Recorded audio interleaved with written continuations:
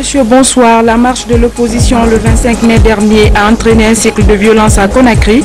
Pour situer les responsabilités, un pôle de juges d'instruction a été constitué par le ministère de la Justice. Les premiers diplômés en hôtellerie de l'Institut d'enseignement professionnel sont désormais sur le marché de l'emploi. Cette promotion porte le nom du chef de l'État, professeur Alpha Condé. Cérémonie à l'honneur de feu Boubacar Teli Diallo à Corée-Dakar. Un hommage mérité a été rendu à l'ancien secrétaire général de l'OUA. Bonsoir, toutes nos excuses pour ce retard dû à une coupure d'électricité. Avant de développer ces titres, ce communiqué du bureau de presse de la présidence de la République, son Excellence le professeur Alpha Condé, président de la République, chef de l'État, effectuera à compter de ce jeudi 30 mai 2013 une visite d'État au Japon où il participera au 5e sommet de la conférence internationale de Tokyo sur le développement de l'Afrique TICAD qui a pour thème cette année main dans la main avec une Afrique plus dynamique. Le sommet du TICAD porte sur le développement africain. Il est co-organisé par le Japon, l'ONU, la Banque mondiale, le PNUD et la Commission de l'Union africaine. Conakry le 30 mai 2013, le directeur du bureau de presse, Moussa Sissé. Ce message départ à son Excellence M. Mahamoudou Youssoufou, président de la République du Niger. Excellence, Monsieur le Président et chers frères, c'est avec une profonde affliction que nous avons appris la triste nouvelle des attentats suicides perpétrés au Niger contre le camp militaire à Agadez et le site du groupe nucléaire français Areva à Arlit, causant plusieurs pertes en vies humaines, des dizaines de blessés et des dégâts matériels importants. En cette douloureuse circonstance, permettez-moi, au nom du peuple et du gouvernement guinéen, ainsi qu'à mon nom propre, d'adresser au peuple, au gouvernement nigérian et aux familles éplorées, nos condoléances les plus émues. Veuillez agréer, Excellence, Monsieur le Président et chers frères, l'expression de ma haute considération. Professeur Alpha Condé. Ce décret D 2013-103 PRG-SGG portant nomination au ministère, au cadre au ministère de l'Environnement, des Eaux et Forêts. Le président de la République décrète, article 1er, M. Apollinaire Collier, précédemment conseiller chargé des Eaux et Forêts au ministère de l'Environnement, des Eaux et Forêts, est nommé secrétaire général du dit ministère. Article 2, le présent décret qui prend effet à compter de la date de signature sera enregistré et publié au journal officiel de la République. Conakry le 30 mai 2013, professeur Alpha Condé. Un pôle de juges d'instruction vient d'être constitué pour enquêter et situer les responsabilités sur les violences des dernières manifestations à Conakry. Ce jeudi, ces magistrats instructeurs étaient à l'hôpital d'Onka. Objectif, entendre les victimes de cette marche dite pacifique en vue de traduire tous les coupables en justice. Les précisions de Tierno Younoussaba. Les dernières manifestations de rue organisées par les partis de l'opposition ont été émaillées de violences, entraînant des pertes en vie humaine, des dégâts matériels importants et des blessés graves. Au regard de la nécessité d'une instruction approfondie et complète pour situer les responsabilités dans cette affaire, un pool de 5 juges d'instruction a été constitué comme prévu. Ce jeudi, l'équipe a effectué un transport judiciaire à l'hôpital national d'Onka pour rencontrer et entendre les victimes hospitalisées. C'était le dimanche, vers les 18h. Je rentrais chez moi, certains jeunes m'ont intercepté, ils se sont précipités sur moi et comme j'avais de l'argent, je les ai dit, j'ai de l'argent, je dis ne touchez pas. Bon, ça ne les intéressait même pas. Et il y a un maintenant qui a tout fait, comme j'avais ma main derrière ici. Il a voulu enlever ma main mais il ne pouvait pas. Maintenant il y a une autre personne qui est venue, il m'a tapé avec la machette 3 fois, j'ai enlevé ma main. Pour aller acheter de Koyaé, là il s'est rencontré avec 3 militaires. J'étais assise dans la cour et je révisais avec mon maître. Quelque chose est venu, c'est rentré dans mon pied, je ne savais pas c'était quoi. Ils ont fait la radio. On a dit que c'est une balle. Cette idée d'ouvrir une information judiciaire contre les auteurs de violences a été bien perçue par les parents des victimes. Engager des juges d'instruction sur ce problème qui est en train de se passer à l'heure là, c'est bon. Mais moi je voudrais qu'ils aillent jusqu'au bout. Je pense que c'est une très bonne chose. J'aimerais que ça aille jusqu'au bout, que la justice soit rendue aux ayants droit. Ces magistrats instructeurs comptent aller jusqu'au bout, mais souhaitent que les témoins viennent apporter leur soutien en vue de faire triompher la vérité.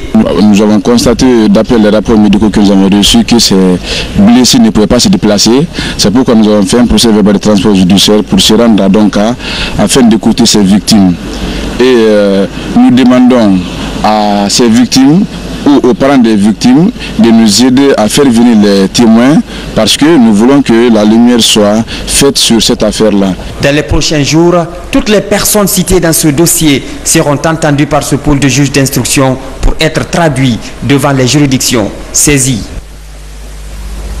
La marche de l'opposition le 25 mai dernier a entraîné un cycle de violence à Conakry.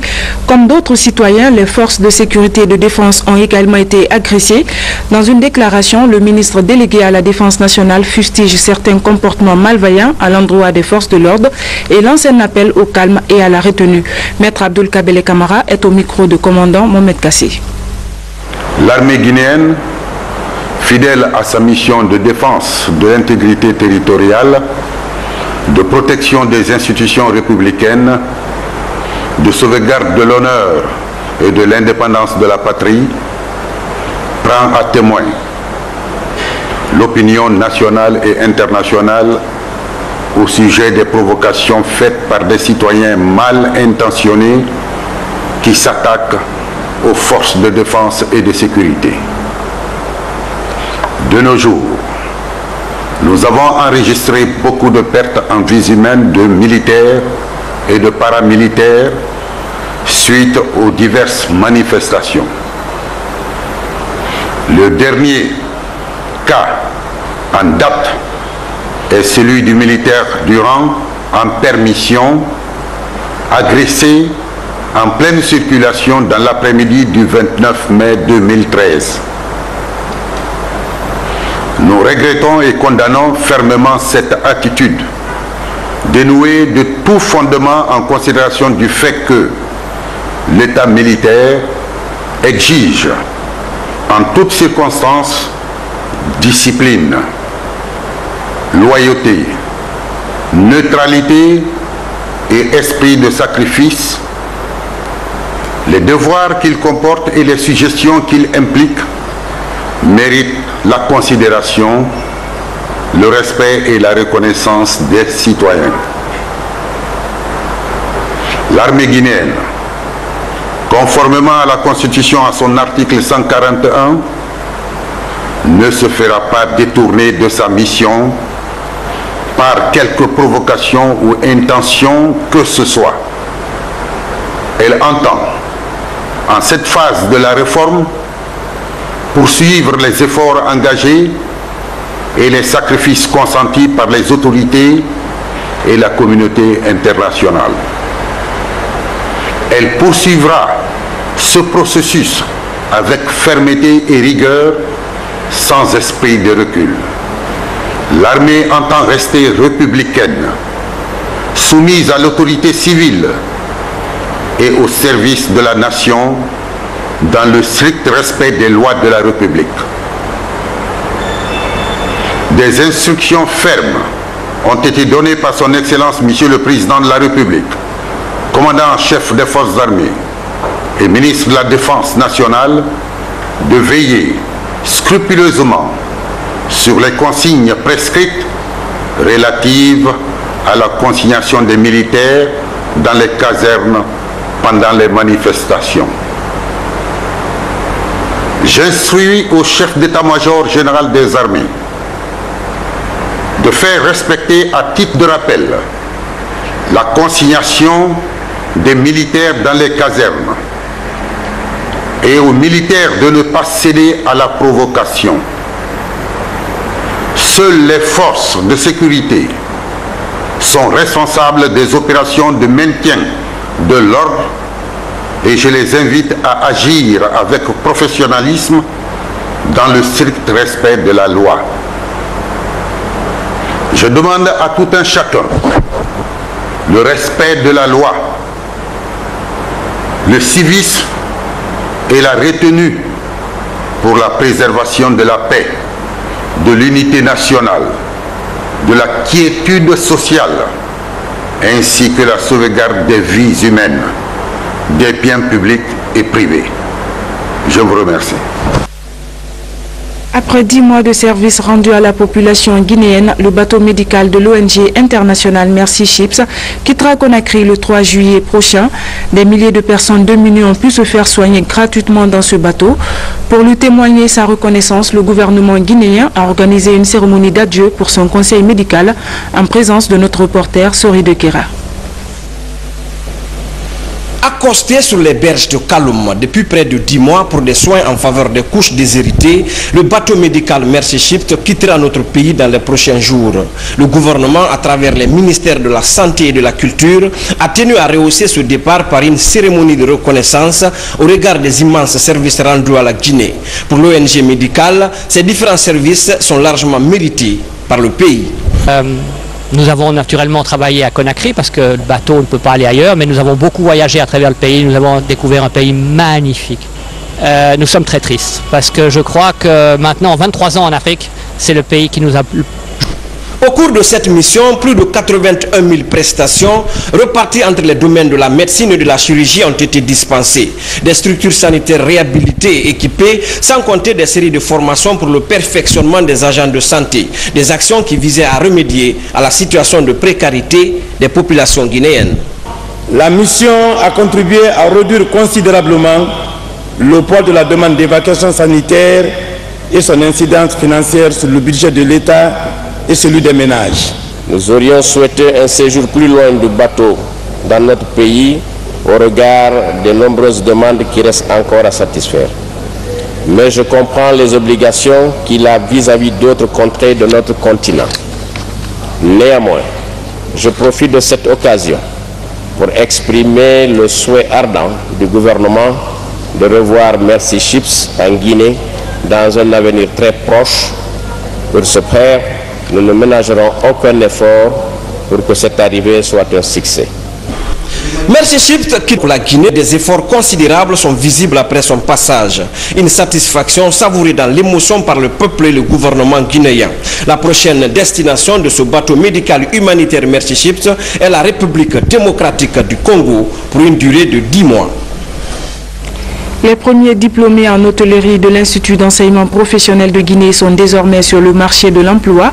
C'est le musée national de Sandervalia qui a abrité la cérémonie présidée par le Premier ministre chef de gouvernement. Cette promotion porte le nom du chef de l'État, professeur Alpha Condé. Compte rendu Mamadi Kouman. L'Institut d'enseignement professionnel ISTOG a procédé la semaine dernière à la remise du diplôme à la première promotion des hôteliers. Une option qui comprend des filières cuisine, hébergement, restaurant et gestion. Nous, zone de Kaloum, œuvrant dans l'accompagnement du gouvernement dans la matérialisation effective de cette politique en faveur des jeunes, avons jugé nécessaire de nous inscrire dans le changement prôné par le professeur Alpha Condé. En faisant de la formation et de l'emploi notre cheval de bataille afin de relever le défi de la compétitivité juvénile. Cette première promotion de l'Institut ISTOG portera désormais le nom de son Excellence, professeur Alpha Condé. À vous, chers apprenants, durant 9 mois, vous vous êtes battus pour vous former. Aujourd'hui, c'est l'aboutissement heureux de vos efforts. Sachez que les diplômes que vous recevrez dans quelques instants n'auront de valeur que de ce que vous en ferez. C'est un sentiment de joie et de satisfaction. Vraiment 12 mois de labeur qui se termine par un diplôme aujourd'hui. Vraiment, je suis très content. Je dirais à mes amis de venir suivre notre exemple parce que le métier est avant tout ce qui permet à l'homme de mener bien sa vie. Si on n'a pas le métier, on n'est rien. La formation est l'une des priorités du programme de société du chef de l'État. Nous sommes l'avenir de ce pays. Or, on prépare l'avenir dans l'entente, la fraternité, la compréhension. Chacun de nous donc doit travailler là où il est, saluer l'effort du chef de l'État, c'est connu, mais surtout ceux qui sont impliqués, tels que le doyen conseiller du chef de l'État, pour matérialiser cette initiative qui vise à promouvoir l'emploi jeune. Dès les premières heures, le président a exhorté les jeunes de retrousser les manches et de s'engager résolument dans cette voie nous allons créer des emplois, mais pour ceux qui accepteront d'apprendre. Alors je voudrais féliciter ceux qui sont passés par cette école, ceux qui ont reçu cette formation et qui vont très certainement bientôt commencer à travailler. J'exhorte les autres jeunes de la Guinée à leur emboîter le pas. C'est par la remise des diplômes aux heureux récipiendaires que cette cérémonie a pris fin. Une cérémonie à l'honneur de feu Boubacar Téli Diallo a été organisée récemment à Port-et-Dakar par le président de la République. Il était question de rendre un hommage mérité à l'ancien secrétaire général de l'OUA. C'est le général de brigade Bourema Condé qui a représenté le chef de l'État à cette cérémonie où plusieurs personnalités ont rehaussé de leur présence. Sanassi Keita. Le 25 mai 1963, l'OUA, l'Organisation de l'Unité africaine, a été créée à Addis Abeba, en Éthiopie. Aujourd'hui, cette organisation du continent, connue sous le nom de l'Union africaine, a 50 ans d'existence.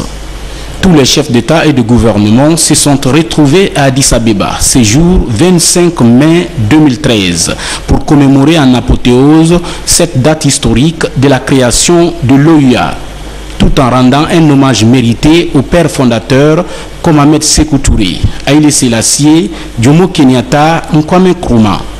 En Guinée, le président de la République a donné instruction au général Bourema Condé, commandant des unités militaires agricoles et agro-industrielles, de se rendre à Mamou, précisément à Port-et-Dakar. Port-et-Dakar pour rendre un hommage mérité à feu Boubacar Téli Diallo, premier secrétaire général de l'OUA, l'Organisation de l'Unité africaine. Ici, nombreuses sont les populations qui sont venues pour formuler des prières et bénédictions en faveur de feu Boubacar Téli Diallo, afin que Dieu le Tout-Puissant, le clément et miséricordieux, lui accorde tout son paradis. Avec un parcours brillant au sein de l'OUA, Diallo Téli marque toujours les esprits des Guinéens à travers son dévouement.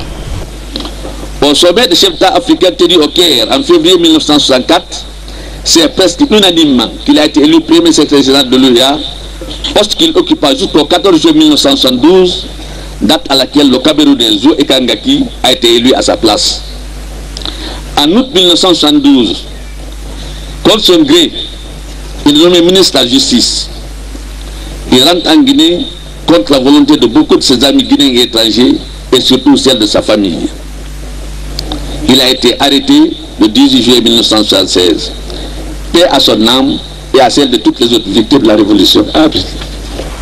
La famille Diallo est tout simplement satisfaite de cette cérémonie organisée par le président de la République, professeur Alpha Condé, à l'honneur du premier secrétaire général de l'Organisation de l'Unité africaine.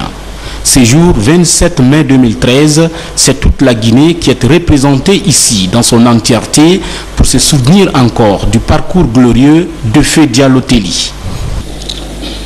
Monsieur le représentant du chef de l'État, nous sommes très heureux que vous soyez parmi nous aujourd'hui.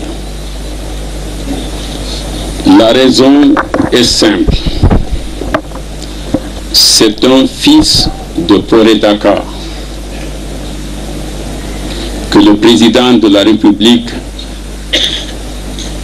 a voulu honorer la mémoire et immortaliser sa personnalité.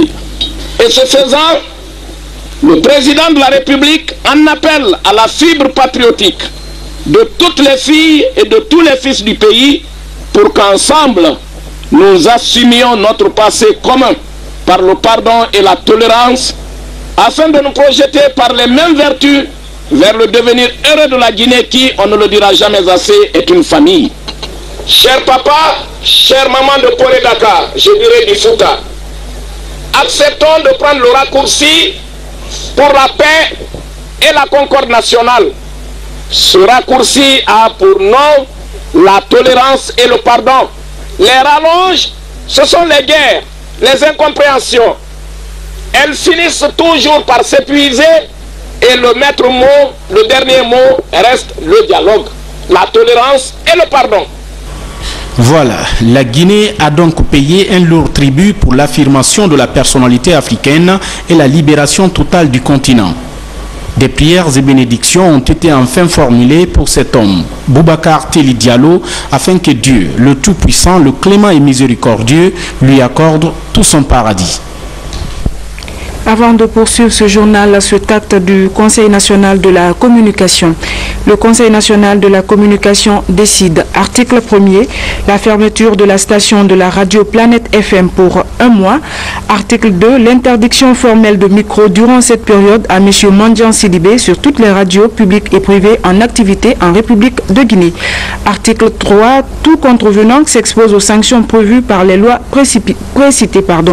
Article 4, la présente décision qui prend effet à compter de la date de sa signature sera enregistrée et publiée partout où besoin sera. Conakry le 30 mai 2013 pour le Conseil national de la communication, la présidente Mme Martine Condé. Lancement du projet de formation des jeunes dans les 5 communes de la capitale. Ils seront 50 à bénéficier des formations dans les filières de la plomberie, la maçonnerie, l'électricité et la menuiserie. L'action vise à encourager l'enseignement professionnel dans notre pays. On fait le point avec Mamadi Gassama. Ils sont 50 jeunes, soit 10 jeunes par commune, à bénéficier de cette formation. Initiée par le département de l'enseignement technique, de la formation professionnelle et de l'emploi, en partenariat avec la Fédération nationale des artisans de Guinée, ce projet de formation a pour objectif de doter notre pays d'une main-d'œuvre qualifiée répondant aux besoins du marché du travail. Cette première phase concernera 50 jeunes apprentis artisans choisis dans les différents ateliers de production des 5 communes de la ville de Conakry, à travers leur fédération communale. Notre doléance auprès des partenaires au développement, du gouvernement et de toutes les bonnes volontés sera d'œuvrer à la continuité de cette activité en vue d'atteindre dans une perspective à court terme de 500 jeunes apprentis artisans et à moyen terme de 5000 jeunes apprentis artisans ou plus. L'un des avantages de cette formation, c'est l'insertion des jeunes artisans dans la vie active et la réduction du taux de chômage après la formation. C'est une formation au niveau du bâtiment, tout ce qui est maçonnerie, électricité, plomberie et menuiserie. Pour parvenir à cet objectif, nous avons donc demandé la collaboration de la Fédération nationale des artisans de Guinée et le financement de l'Office national de formation et de perfectionnement professionnel, dont la mission est justement d'accompagner les personnes en situation de travail dans le perfectionnement de leurs compétences. Donc cela a permis de financer ce projet. Cette ONG a amené du matériel performant avec des compétences et un certain nombre de formateurs qui vont donc former ces jeunes-là dans divers métiers. La formation va durer 9 mois. Elle sera sanctionnée par un diplôme qui sera délivré par l'ONG Les Apprentis de Guinée, toute chose qui va faciliter l'employabilité de ces jeunes dans les différentes entreprises. Plus de 190 000 candidats affrontent cette année le brevet d'études du premier cycle BEPC dans tout le pays. Le ministre de l'Enseignement préuniversitaire et de l'Éducation civique a choisi la préfecture de Kerouané pour donner le coup d'envoi des épreuves. Dr Ibrahim Kourouma et ses cadres se disent satisfaits du climat qui règne dans les différents centres d'examen du pays. Reportage Amadou Touré. Après Kamsa, c'est au tour de Kerouané Centre de recevoir le ministre de l'Enseignement préuniversitaire et de l'Éducation civique pour le coup d'envoi des épreuves du brevet d'études du premier cycle session 2013. Ils sont au total 192 782 candidats dans tout le pays à affronter les épreuves du BEPC. La première épreuve a été lancée à l'heure. J'ai beaucoup espoir à la réussite de ces examens et surtout à avoir des bons résultats. C'est les meilleurs qui vont gagner. Après avoir visité quelques centres d'examen à Kerouané, le délégué régional de supervision de Kankan s'est dit satisfait du bon démarrage des épreuves. Depuis l'arrivée du professeur Alpha Condé à la tête de l'État et de Dr Ibrahim Kourouma à la tête de l'enseignement préuniversitaire, il y a eu beaucoup d'innovations et surtout au niveau des examens. L'une de ses priorités a été d'organiser des examens de toute fraude, que le mérite soit reconnu. Et toutes les dispositions sont prises, en l'occurrence, tous les centres sont dotés déjà d'un infirmier de santé, dotés des agents de sécurité et effectivement les secrétaires et les délégués qui sont à l'intérieur de ces centres-là participent, n'est-ce pas, à la bonne gestion de ces examens. La mission de supervision générale du ministère de l'enseignement préuniversitaire et de l'éducation civique sillonnera toutes les régions du pays jusqu'à la fin du baccalauréat unique programmé du 3 au 7 juin 2013. Tenue dans la région de Boké d'une session de formation des services de douane de la Basse-Guinée, la démarche vise à former et à qualifier ces soldats de l'économie afin de mieux les outiller dans la mobilisation des recettes de l'État. Reportage Moussa Bangoura. Dans son programme de réforme et de modernisation, la Direction générale des douanes a organisé cette session de formation à l'intention de ses services de l'intérieur du pays. Première étape, la région administrative de Boké pour les villes de la Basse-Guinée. La démarche vise à former et qualifier ses agents afin de participer activement au recouvrement des recettes de l'État. À chaque moment, il faut que la douane se remette en cause pour être au diapason de l'évolution de l'économie mondiale, au diapason de l'évolution du commerce international. Donc il faut qu'elle perfectionne ses moyens de travail, ses instruments de travail. C'est dans ce cadre que la remise en cause de la formation du personnel est un sujet d'actualité tous les jours. J'invite les participants à suivre avec une grande attention les cours qui vous seront dispensés pour tirer un grand profit en vue de l'amélioration constante du rendement du service. Ces soldats de l'économie vont pendant 10 jours débattre des notions comme la législation douanière, l'éthique et les procédures administratives de contrôle avec des experts guinéens et étrangers. L'objectif recherché est de faire de la douane guinéenne une douane moderne et efficace au service de la nation. Parlons à présent de la gestion des fonds alloués par le chef de l'État, professeur Alpha Condé. Le Crédit rural de Guinée vient de remettre à une dizaine de groupements de femmes et d'associations de jeunes de Pita et l'Elouma la part qui leur revient. Les bénéficiaires sont invités à faire bon usage de ces fonds. Reportage Tchernorsman Yadlou. Les jeunes et femmes de l'Elouma bénéficient à leur tour du fonds d'aide du chef de l'État. Dans cette préfecture, 112 millions de francs guinéens ont été octroyés à 16 groupements. C'est le Crédit rural de Guinée qui pilote l'opération dans cette zone située à plus de 450 km de la capitale. C'est la concrétisation de ce que le professeur a proposé à la population. Il l'a dit, il l'a fait, il a dit qu'il va aider les jeunes, il va aider les femmes en mettant des fonds à leur disposition pour leur permettre de faciliter leur activité. Aujourd'hui, l'enveloppe de l'Elouma est de 126 millions. Nous avons fait 112 millions. Donc la différence là, et comme il y a d'autres demandes qui arrivent, on va essayer de traiter ça aussi pour que l'enveloppe soit complétée à 126 millions. À Pita également, le fonds est arrivé à destination. Jeunes et femmes apprécient cette initiative du chef de l'État. Avec ce fonds remboursable au taux d'intérêt de 1,25% par mois, soit 15% l'an, c'est une bouffée d'oxygène pour ces personnes organisées en groupement. Elles voient ainsi la possibilité d'accroître leur chiffre d'affaires.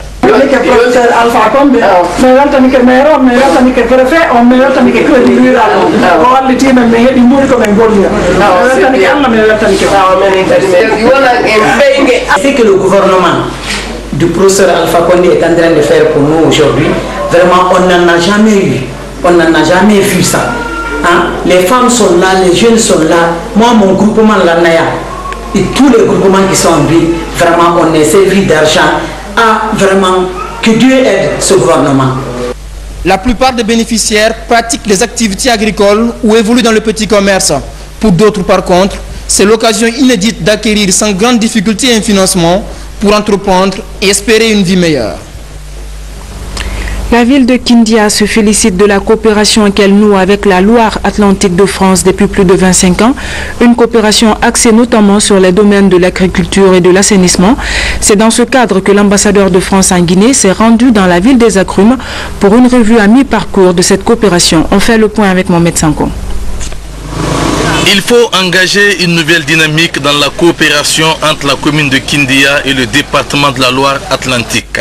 En 25 ans de partenariat, l'ONG Guinée 44 a apporté beaucoup de changements dans la réalisation du plan d'action de la ville des agrumes, l'agriculture, la décentralisation, la jeunesse, l'artisanat. Cette visite de l'ambassadeur de France vise à faire une évaluation à mi-parcours de cette collaboration. Si Kindia peut être fier d'être cette capitale historique de la coopération décentralisée, cette action et ma visite ne s'inscrit pas simplement comme un hommage à ce qui a été fait au cours des années écoulées, mais bien davantage de prendre le Kindia d'aujourd'hui, les populations de Kindia aujourd'hui, les attentes notamment de la jeunesse de Kindia, et regarder avec détermination vers l'avenir pour continuer le travail que nous avons fait ensemble vers des enjeux nouveaux.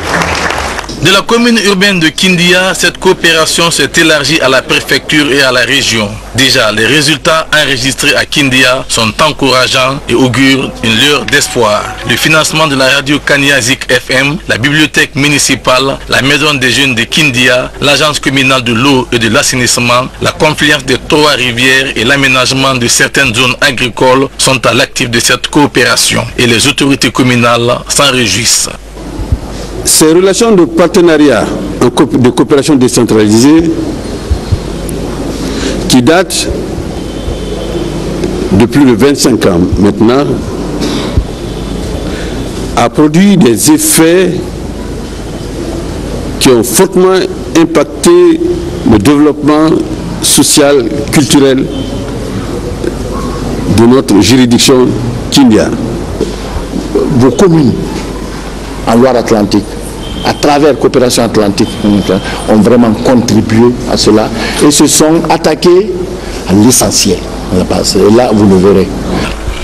D'autres volets sont inscrits à l'agenda de cette coopération entre la Loire-Atlantique et Kindia, et ce, dans l'optique de lutter contre la pauvreté en Guinée. En Haute-Guinée, la première dame de la République vient d'offrir un lot de matériel d'assainissement au groupement féminin pour la protection de l'environnement. Certains orphelinats de la localité ont également bénéficié de vivres pour leurs pensionnaires. Ali Badar Kondé, reportage. Après les associations des femmes balayeuses de Kissidougou, c'est au tour du groupement féminin pour la protection de l'environnement de Kankan de bénéficier d'un important lot de matériel d'assainissement. À travers ce geste, la première dame de la République, Hadja Diéné Kondé, s'inscrit en droite ligne des objectifs de la Fondation Prosmi. Aussi, elle prouve son attachement à cette cité de Nabaya qu'il a vu naître. Ce lot composé de 150 brouettes, 100 bottes, 100 pelles, 100 râteaux fourchettes 4 dents, 200 râteaux de 12 dents, 100 coucous, 100 gants courts, 100 gants longs, 100 gilets, 100 casquettes, 2000 cache-nez et une enveloppe symbolique. Brave population de Nabaya. Notre fondation Prosmi accompagne aussi les efforts du gouvernement du professeur Alpha Condé dans sa politique de réduction de la morbidité et de la mortalité materno-infantile, à la promotion de la scolarisation de la jeune fille, le bon usage des médicaments et l'assistance sociale des personnes démunies.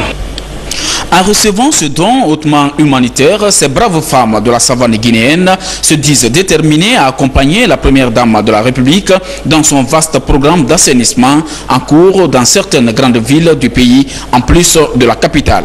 Merci à la première dame. Nous souhaitons que cette pauvre Guinée aille de l'avant et que les femmes se sentent chez elles, qu'elles se sentent bien dans les foyers, qu'on ne soit plus opprimées. Mbrame première dame de la Guinée, mais moi je n'ai pas le yaro. Kata Kekara, président de la République du Kennedy Sida, a-t-il là, a te force la fois à accompagner Béa et la télé. N'est pas câble à la Guinée. Vraiment, a choisi Kunkera. Abraham Wondore, Alama Wondore là. Guinée, Abraham de Mekosé. Alors, ma bonne frère, qui soit là tous les jours. Veillez demain, comme Al-Kakena Mekani. Veillez de l'Ekaba accompagné à la barre. N'est pas câble à l'année. N'est pas câble à l'année. N'est pas câble à la cancan groupement bénin. N'est même pour la cancan moussonia à l'Oubaro. Vérissez Takela. Vake cancan libo nord. De la place publique de Dubida, la délégation de Hadjadjene Kondé s'est rendue au village SOS à la rentrée de la préfecture de Kankan et à l'orphelinat Madja dans le quartier Senkefara 1 où elle a offert des vivres, histoire de participer activement à la protection de ces couches vulnérables. On est très satisfait et puis on est très soulagé. Et le fait que la première dame nous a regardé ici, au fond de la Guinée, ici, vraiment on est très soulagé. On a entendu par les radios ce qu'il va faire pour les femmes aujourd'hui et pour les orphelins. On était trop surpris de vous rencontrer ici au sein de notre orphelinat. On est là depuis 1995 et on n'a jamais vu une telle situation comme ça là qui se déroule à Kankan ou bien au sein de notre orphelinat. Toutes ces deux opérations de distribution de matériel d'assainissement et de vivres dans les préfectures de Kissidougou et de Kankan s'élèvent à hauteur de 192 200 000 francs guinéens. Et la Fondation Prosmi entend poursuivre cette action humanitaire dans d'autres préfectures de la Guinée. Les aviculteurs de Guinée sont en formation pour renforcer leur capacité opérationnelle. L'objectif est d'améliorer la productivité des volailles en vue de garantir la sécurité alimentaire dans notre pays. Les précisions de Diallo Abdoulaye. Les aviculteurs guinéens à l'école. Il s'agit d'évaluer les performances et les faiblesses de la filière avicole en vue de renforcer les capacités techniques des acteurs en matière de gestion de la volaille. Les spécialistes constatent que cette filière est confrontée à d'énormes difficultés. Il y a beaucoup qui viennent dans le secteur sans se faire encadrer. Alors, avec la formation, les gens sont en train de voir exactement quelle est l'importance de cet encadrement technique-là au niveau de leur structure. So one big thing I'm seeing right now is biosecurity. C'est pour la sécurité alimentaire. Pour avoir beaucoup de viande protéine, il faut beaucoup de viande, il faut améliorer la production des agriculteurs. Quand ils sont en bonne santé, ils produiront mieux ou plus. Pour joindre la théorie à la pratique, une visite de quelques fermes avicoles est effectuée. Sur ces sites, l'une des recommandations du formateur, c'est la protection des chaussures pour éviter toute contamination ou transport de maladies. Des pratiques non connues par les éleveurs. Ça va nous permettre d'en connaître ce que nous ne savions pas avant.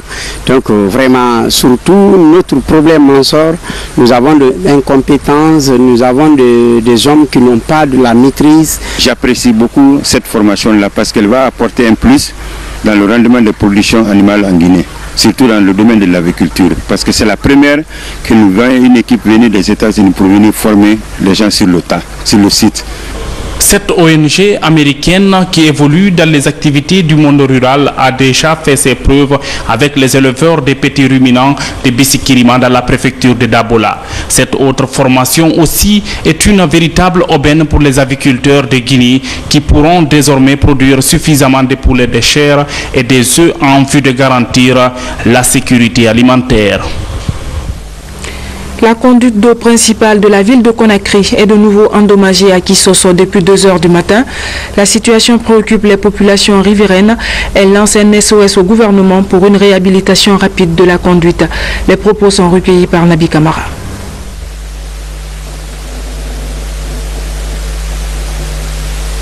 Elle est venue taper ma porte, soit disant réveillez-vous. Et il y a le tuyau qui s'est percé. Nos voisins en train de crier. On est venu dans la précipitation, on a trouvé l'eau en train de couler. Donc il y a une dame qui a été à côté. Elle criait qu'elle a perdu son enfant. On est allé au bord de la mer, on a recherché l'enfant, on n'a pas retrouvé. Et puis il y avait des matériels qui partaient, donc ce n'était pas la peine de sortir chercher ces matériels. On était à la recherche de l'enfant, on s'est promené depuis le matin, depuis la nuit, de 2h à 3h du matin. À 4h du matin, on ne fait qu'à chercher. À 7h maintenant, on s'est réunis, les jeunes du quartier, on est allé au bord de la mer. On a cherché l'enfant, on n'a pas retrouvé l'enfant. Donc nous disons à l'État de faire face une aide pour qu'on puisse changer les tuyaux là. Parce que les tuyaux là, chaque fois c'est des drames, chaque fois c'est des problèmes. Donc pour cela, on ne peut pas continuer comme ça. Ce qui est un peu plus rapide, c'est de venir au secours des victimes. C'est des pauvres citoyens qui n'ont rien, trouvent difficilement à manger. Leur pauvre bâtiment aussi a été emporté par l'eau. On demande à l'État de nous aider à changer ce tuyau-là. Ça fait 5 fois l'eau l'a fait des dégâts dans notre quartier. À l'heure où je vous parle, il est presque midi moins. Et nos équipes techniques sont prêtes. Tout le matériel est réuni. Je viens de raccrocher avec le responsable chargé des travaux. Il m'a rassuré que si nous avons l'accord de la population de Kisosso, là où il y a eu ces dégâts, et ils vont commencer le boulot et dans un délai maximum de 3 à 4 heures de temps, les travaux seront finis. Ils vont remettre le service, commencer à donner de l'eau à la population.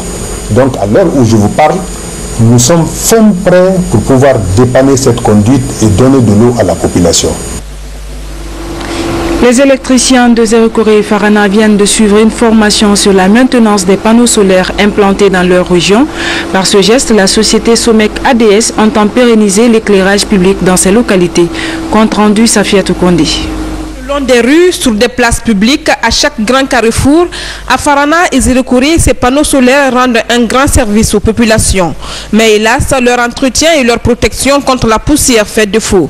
Par endroits, on peut constater des toiles d'araignée recouvrir ces installations, ce qui entraîne des pannes empêchant l'électrification de ces régions.